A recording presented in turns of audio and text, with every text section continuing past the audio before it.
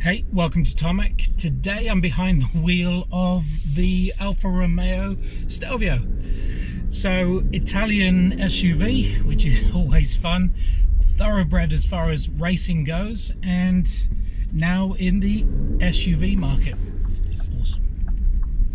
Let me show you around the car and also see if we can give it a little bit of juice. Having an Alfa Romeo SUV just seems a little bit, it doesn't sit that perfectly well with me. I mean, Alfas are about sports, but then an SUV is a sports utility vehicle, so I guess I should mind my own business and get back to doing this. Named after the Stelvio Pass, Italy's highest mountain pass, the Stelvio is Alfa's first SUV, and it really is a cracker. Alfa claim the Stelvio has true Alfa style and performance, but it's got the versatility of an SUV.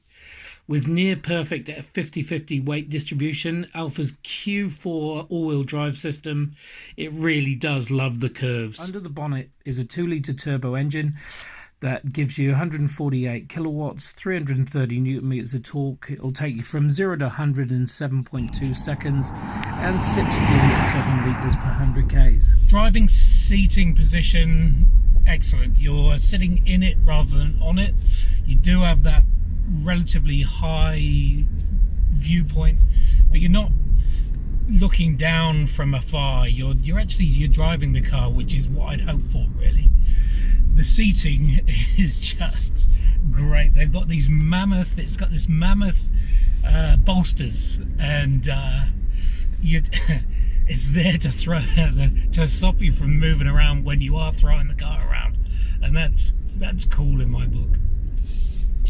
Push button start and stop on the steering wheel, which is just, you know, sports car-ish. I love it. Steering, just tremendous. Tight, positive. You know where you're going, you know where you're steering. Just cool.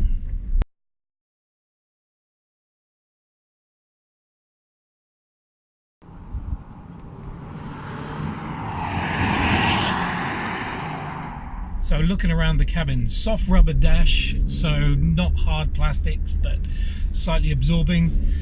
The instrument cluster is old school, very much the speedo on the right, revs on the left. I was actually hoping or thought there would be the revs right in the middle, but there's a digital display in the center which you can flick through. The infotainment screen is embedded into the dash, which is cool. So it's not an afterthought, or it doesn't have that afterthought thing of slapping a digital display or a display onto afterwards. It's not the most modern, I have to admit, and it does have all the usuals. It's got the radio, it's got the media, the phone, the navigation.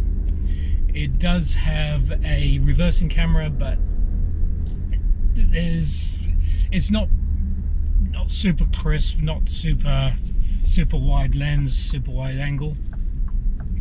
But you know, these are all come in time. The center console has a place for your phone. You just drop it in, which is they've thought about it. It's not straight on, which I would have thought it would have been, but that's cool. It's a good place for it. It's not flopping around anywhere, which is cool.